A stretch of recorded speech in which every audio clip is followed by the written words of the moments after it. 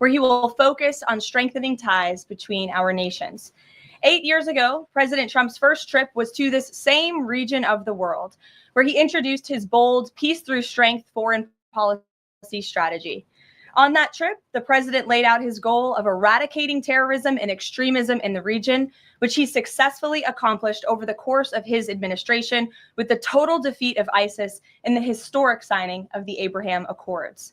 Now, 8 years later, President Trump will return to re-emphasize his continued vision for a proud, prosperous, and successful Middle East, where the United States and Middle Eastern nations are in cooperative relationships and where extremism is defeated in place of commerce and cultural exchanges. This trip ultimately highlights how we stand on the brink of the golden age for both America and the Middle East, united by a shared vision of stability, opportunity, and mutual respect. The president greatly looks forward to visiting with our brave men and women in uniform at our U.S. Air Base in Qatar throughout this trip. Yesterday, President Trump demonstrated the art of the deal and secured a historic trade agreement, despite all of the naysayers who said no deals were coming. That, of course, turned out to be untrue. On the 80th anniversary of Victory Day for World War II, President Trump announced a great deal that provides American companies unprecedented access to the UK markets while bolstering U.S. national security. This trade deal will massively expand U.S. market access in the United Kingdom, creating a $5 billion opportunity for new exports for U.S. farmers, ranchers, and producers. This includes more than $700 in ethanol exports and $250 million in other agricultural products like good old American beef. The deal commits the United States and United Kingdom to work together to enhance industrial and agricultural market access and strengthens American competitiveness. Importantly, the deal also ensures streamlined customs procedures for U.S. exports. The UK will also be purchasing $10 billion of American-made Boeing planes as part of the deal. A trade agreement like this between the United States and the United Kingdom was being worked on for many years, but continued to prove elusive. But because of President Trump's bold negotiating approach, he got it done. All of this happened because of President Trump's implementation of powerful tariffs to end the era of economic surrender and rebalance America's trading agreements. American workers and companies are the best in the world, and they finally have a president who has their backs, fights for them, and delivers good deals that puts them first. This is just the first of many trade deals to come. Get ready for more historic deals and our country to boom like never before. On that note, Treasury Secretary Scott Bessent and Ambassador Jamieson Greer will meet with the lead representatives on economic matters from the People's Republic of China over the weekend in Switzerland. As President Trump has said, the United States and China have been talking for some time over the course of the administration, and now teams from both countries will meet in person to continue discussions. You can be certain that President Trump and his trade team will ensure we work to achieve the best deal possible for America. In other news, the Trump administration just announced a new incentive for illegal aliens living in the United States to self-deport. Eligible illegal aliens who now use the CBP Home app to self-deport will receive a clear, safe way to leave the United States. Their plane tickets home may be paid for, and they will receive a $1,000 stipend once we have confirmation that they have left our country. This new feature will allow illegal aliens to have a planned departure out of the country and to leave as soon as possible in a dignified way. If illegal aliens make the right decision here and submit their intent to depart through the CBP Home app and pass extensive vetting, they will be temporarily deprioritized for ICE detention and enforcement action before their scheduled departure. And leaving voluntarily in this matter may improve their legal immigration options in the future. This initiative will also save massive amounts of money for American taxpayers. Voluntary departures are much more cost-effective than traditional removals. By deploying the CBP Home app in this new way, President Trump is aiming to reduce the need for costly arrests, detentions, and court proceedings. Currently, the average cost of traditional removal is more than $17,000 per illegal alien. Our projections estimate that the use of the CBP Home app will massively reduce that financial burden by approximately 70%, so taxpayer dollars can be redirected and our brave immigration law enforcement officers can focus on removing the most violent illegal aliens hiding in our communities. Finally, it was announced this morning that First Lady Melania Trump secured a $25 million investment in President Trump's budget to provide housing and support for youth transitioning out of foster care. And in recognition of the 7th anniversary of Mrs. Trump's Be Best initiative, the U.S. Department of Housing and Urban Development allocated funds toward the agency Foster Youth to Independence program. Yesterday, Mrs. Trump hosted a special celebration of military mothers with the president, bringing together 150 military moms from around the country to recognize their service, not just in their home, but for our country. For those of you who were there at the events yesterday, like I did, I have no doubt you will join me in recognizing how truly special those moments were. So let's get to questions. Here in our new media seat today is Andrew Egger, the White House correspondent for The Bulwark. The Bulwark is a new media company launched in 2019 with hundreds of thousands of readers on Substack and more than 1 million subscribers on YouTube. Andrew, please kick us off. And thanks for being here. Yeah, thank you for having me, Karoline. The president posted another ad this week for his Trump meme coin. The group that's running that coin is encouraging people to buy in order to win a dinner this month with the president. Why is the president planning to attend a dinner for the top investors in his coin? Look, the president is abiding by all conflict of interest laws. The president has been incredibly transparent with his own personal financial obligations throughout the years. The president is a successful businessman, and I think, frankly, it's one of the many reasons that people reelected him back to this office. There are at least some people who are buying this coin who seem to view it as an opportunity to influence the president's views. There was a logistics company this week that said they would buy $20 million in the coin in order to advocate for free trade between the U.S. and Mexico. If buyers are buying for that reason, are they wasting their money? Look, I can assure you the president acts with only the interests of the American public in mind, putting our country first and doing what's best for our country. Full stop. That's his intention, and that's what he's focused on. Kristen, good to see you here today. Welcome back. Caroline. Thank you. Glad to be back. So on those China talks, what does President Trump expect to come out of those talks? And is he going to be disappointed if his team can't secure a deal? Well, look, the president is very confident in his Secretary of Treasury, Scott Bessent, and of course, Ambassador Jamieson Greer, who has played an instrumental role in all of these trade negotiations as well. I think yesterday's success, the announcement of a trade deal with the United Kingdom, is a great first step. Again, many said in this room it couldn't be done. Now we are moving forward with many other countries. We're talking to dozens of our trading partners around the world. But of course, China is a major country, a major player in this space. And the president has said, and he's right, China needs the United States of America. They need our markets. They need our consumer base. And Secretary Bessent knows that he's going to Switzerland this weekend with the full support and confidence and trust of the president here at home. Jack. Thanks very much, Caroline. 2 questions. First, can you give us an update on U.S. efforts to mediate or have an impact on the conflict between India and Pakistan? Sure, I absolutely can. This is something that the Secretary of State and of course now our National Security Advisor as well, Marco Rubio, has been very much involved in. The president has expressed he wants to see this de-escalate as quickly as possible. He understands these are 2 countries that have been at odds with one another for decades, long before President Trump was here in the Oval Office. However, he has good relationships with the leaders of both countries, and the Secretary of State, Marco Rubio, I spoke to him just yesterday. He has been in constant communication with the leaders of both countries, trying to bring this conflict to an end. Just one other question. Yesterday, we saw the news of a new pope.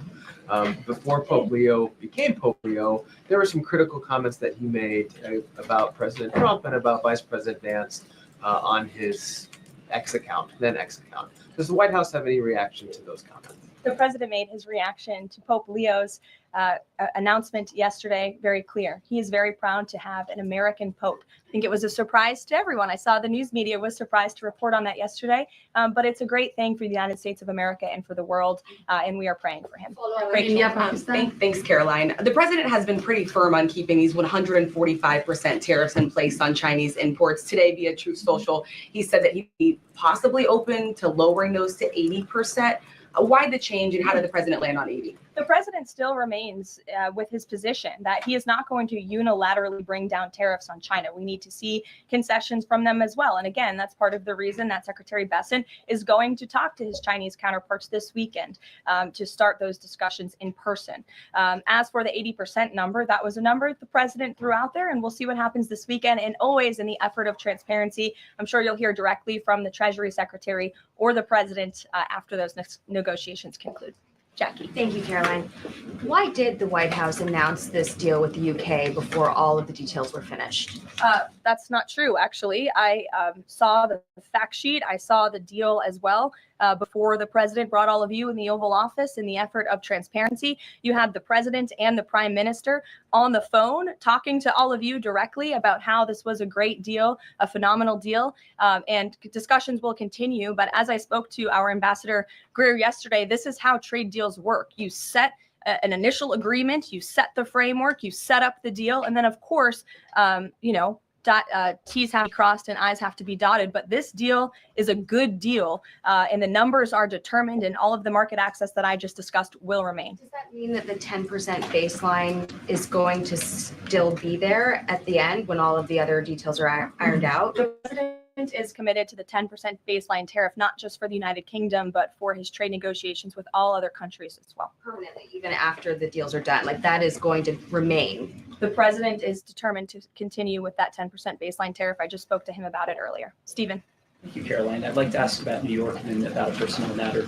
On New York, the mayor, Eric Adams, is here today. Could you tell us anything more about the visit, who initiated it, what they're talking about? And also, is there any comment from the White House on the air traffic control in New York? All I will say on Mayor Eric Adams is that he requested a meeting with the president, and the president was willing to take it. If the president wishes to discuss his private meeting afterwards, I will let him do that himself. Yes, I'm glad you asked about the FAA. There was a glitch in the system this morning, especially at Newark Airport. As you all know, I spoke to the Department of Transportation. That glitch was caused by the same telecoms and software issues that were raised last week. Everything went back online after the brief outage, and there was no operational impact. DOT and the FAA are working to address this technical issue tonight to prevent further outages, as well as install new fiber from Newark Airport to Philadelphia. And the goal is to have the totality of work done by the end of the summer. I want to add that this outage at Newark Airport speaks to why the Secretary of Transportation yesterday made a massive announcement in investing in our aviation safety and our telecom system. There's a 4-part infrastructure plan that was released by the Secretary of Transportation yesterday to improve communication, surveillance, automation, and their facilities. They want to replace the antiquated telecom systems with new fiber, wireless, and satellite technologies, replace more than 600 radars, which have gone way past their life cycle, and address runway safety. They want to build 6 new air traffic control centers for the first time since the 1960s and replace towers as well. They want to implement new modern hardware and software for all traffic facilities to create a common platform system throughout the towers. These are much needed changes. This is a very bold plan by the Department of Transportation. I think it's unfortunate that the previous administration sat on their hands and did nothing, but how grateful we are that we have a Department of Transportation and a secretary and a president who's willing to take bold action and change. In the personnel matter, Caroline, could I ask? Thanks, Caroline. Just going back to India, Pakistan, can we expect President Trump to get in touch personally with the leaders of those countries to try and de-escalate this situation? If and when that happens, we will certainly let you know. Natalie. Thanks, Caroline. Sure. I have a question about the Middle East trip. Will any of the president's family members, like including Don Jr., Eric, or Jared Kushner, be joining him on the trip? I am not tracking any of the president's family members joining us at this time, but of course, the first family is welcome to come. I hope they would. They're great people, great to be around, but I'm not tracking them on the manifesto. And given that you noted he is a successful businessman, do you know if the president has any plans to meet with any of the folks involved with any of the family businesses over there, or see any of the sites that are going to be Not to my knowledge, and let me just get to the premise of your question that both of you have raised. I think it's frankly ridiculous that anyone in this room would even suggest that President Trump is doing anything for his own benefit.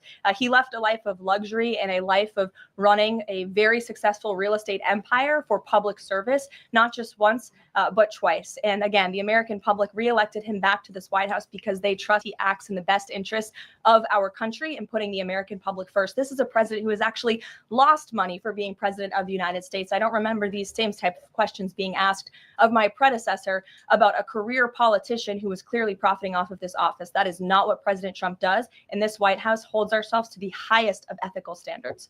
Phil. Thank you. There's this Reuters report that the U.S. is in talks with Israel about an American-led post-war administration in Gaza. Is that accurate? Are these talks ongoing? We are in constant communication dialogue with our counterparts and our allies and friends in Israel. Ron Dermer was here at the White House yesterday meeting with members of President Trump's team.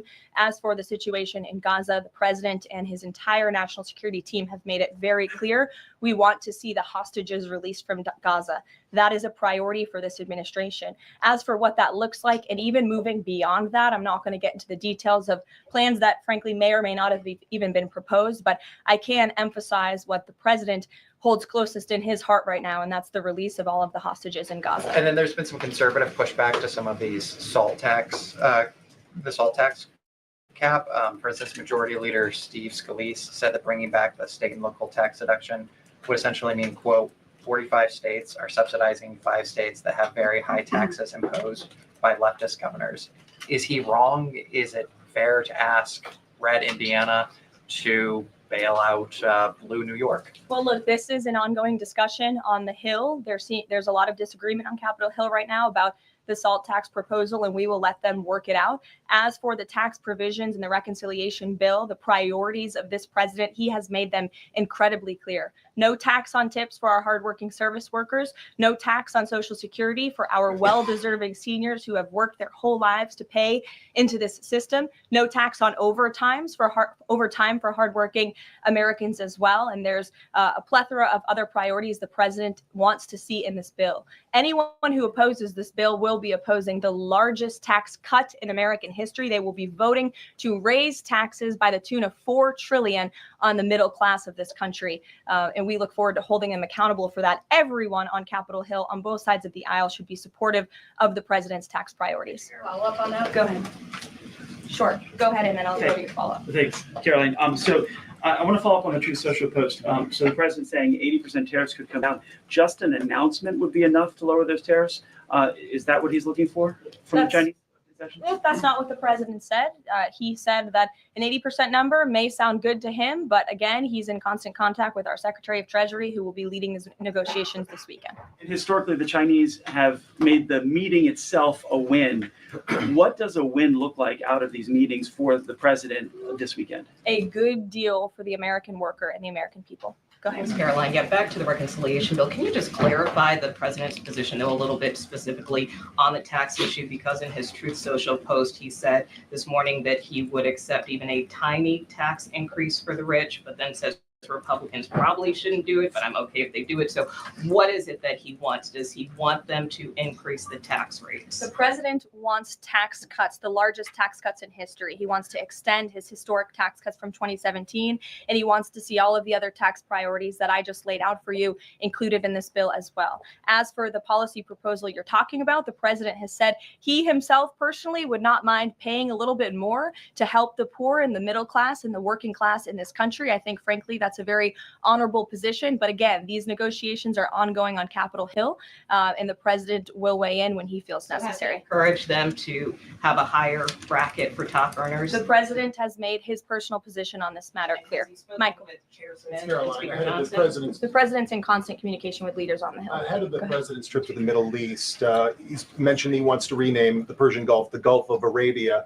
Iran is now saying that doing so will bring the wrath of all Iranians. Can you talk about the support that the Gulf of Arabia has in the region and why this is important to the president? Well, first of all, the president has said he hasn't made a determination yet. That was in the news that you guys all asked him about it, and he said he wasn't quite sure. So he hasn't made a definitive decision on that yet. And secondly, Caroline, the president has shown support for South African refugees that are coming to the United States next week. Can you talk about what these refugees are fleeing and why this is a priority for the administration? Well, the president has actually signed an executive order on that matter. My office can get it back to you, Michael. But this group in South Africa has faced racial persecution. In fact, the government there has vowed to take away their farmland that they own.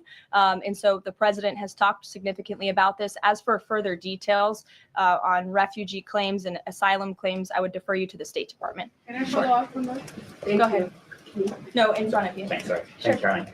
Does the administration have any response to the news today that a federal judge has ordered the immediate release of Ramesa Ozturk from detention, and particularly his government submitted no evidence other than an op-ed that Ozturk wrote last year? I will have to check in with the Department of Homeland Security on that particular case, but I think our overall feeling, we've made quite clear that lower level judges should not be dictating the foreign policy of the United States, and we absolutely believe that the president and the Department of Homeland Security are well within their legal rights to deport illegal immigrants. As for visa revocations, the Secretary of State has the right to do that as well. It is a privilege, not a right, to come to this country on a visa. But I'll check in on the specific case. My office will get you details. Sure. Caroline, yesterday the administration appears to have started dismantling the Consumer Product Safety Commission. This is the federal agency, an independent one that does recalls and is responsible for product safety. Does the administration not believe that it's important, to keep toys and cribs? I mean, you're a young mom, off of the product of the market. It's a federal agency within which branch? It's the executive branch. Who's the head of the executive branch? The President of the United States. Created by Congress. He has the right to fire people within the executive branch. It's a pretty simple answer. Francesca. Thanks. One foreign policy one and then a domestic policy thing, if I could. As far as the president's trip goes next week, is he planning to meet with the FIFA president in either Saudi Arabia or Qatar? And if so, could you give us some more details about that? The president has quite a few meetings with many people when he is there. We can certainly check at the itinerary and let you know if the FIFA president will be there next week. Frankly, I'm not quite sure, but we can certainly get you an answer. As you know, the president attended a FIFA task force meeting at the White House this week. And on the domestic front, could you explain why the FEMA administrator was removed from his position this week? Look, this is a personnel matter in regards to the Department of Homeland Security, but my understanding is that this individual testified saying something that was contrary to what the president believes in the goals of this administration in regards to FEMA policy. And so, of course, we want to make sure that people in every position are advancing the administration's goals. But as for specifics, I defer you to the Department of Homeland Security. We leave it up to our great cabinet secretaries when it comes to personnel matters. Sure, in the back. Thank you. Aid hasn't gone into Gaza in 10 weeks. Israel says that this is a policy to pressure Hamas in the negotiations, the ceasefire negotiations. Is this a policy that this administration supports? The president answered this week. He said that he wants to ensure that aid can get into Gaza, but we have to do it in a responsible way to ensure it doesn't end up in the hands of terrorists. So this is something the administration is actively working on. And when we have a policy to announce on this definitively, we can certainly let you know. Can you talk about this effort for the U.S. to take over the distribution of aid in Gaza, to exclude Israel? But also international organizations said this effort militarizes aid. I would reject that characterization by whatever groups you are citing. Kelly.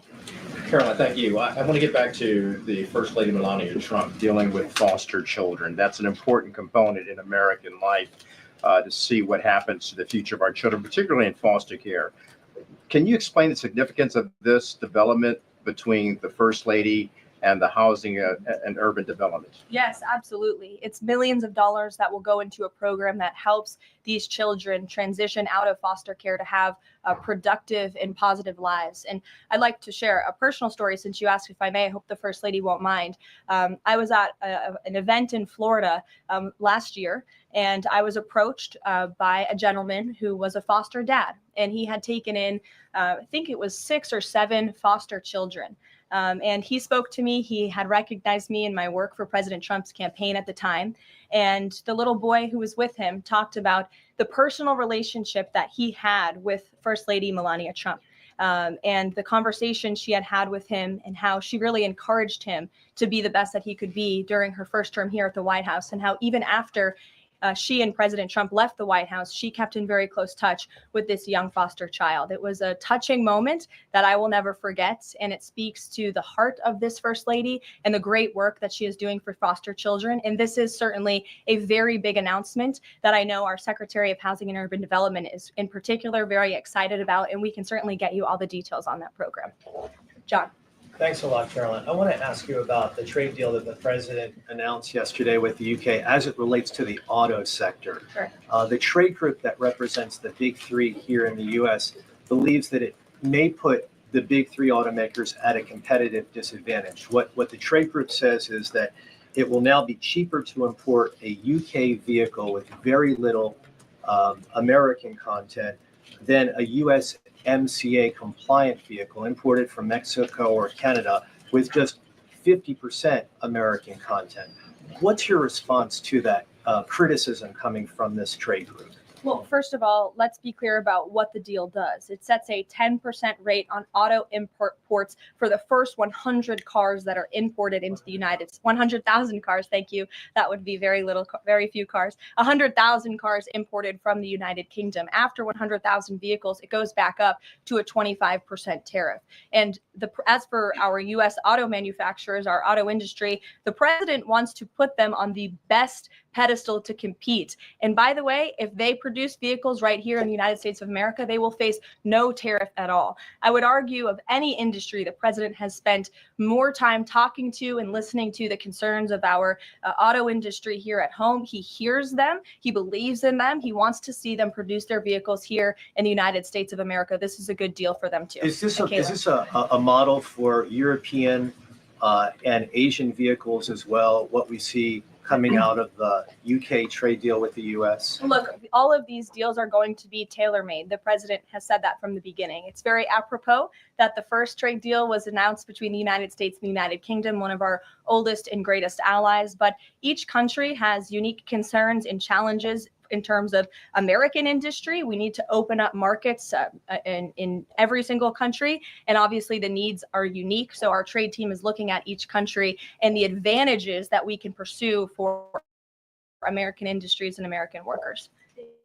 Happy early Mother's Day. Oh, thank you. The president said yesterday that he would be speaking with Zelensky shortly. Did that call happen yesterday, or do we expect that to happen in the near term? The call happened yesterday. President Zelensky called the president to tell him that the critical minerals deal had passed the parliament in Ukraine. I talked to the president about that call. He said it's very good and productive.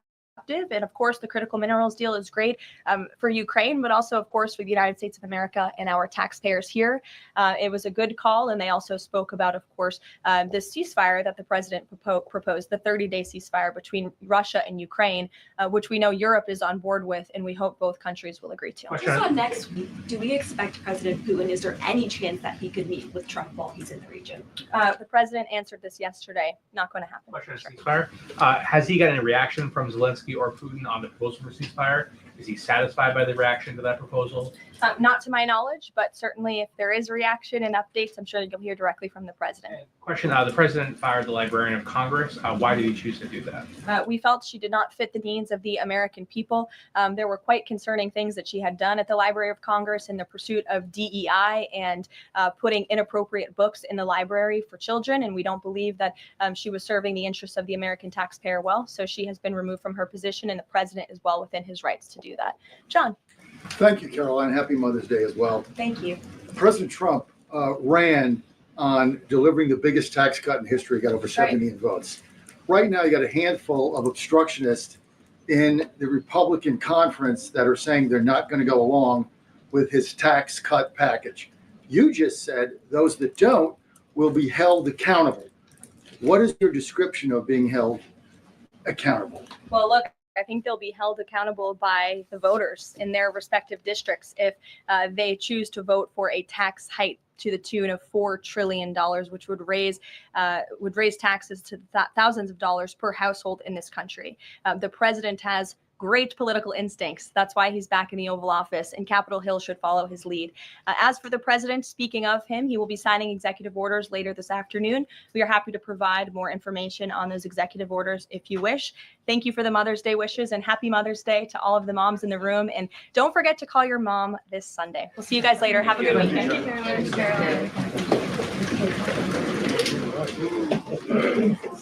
Caroline.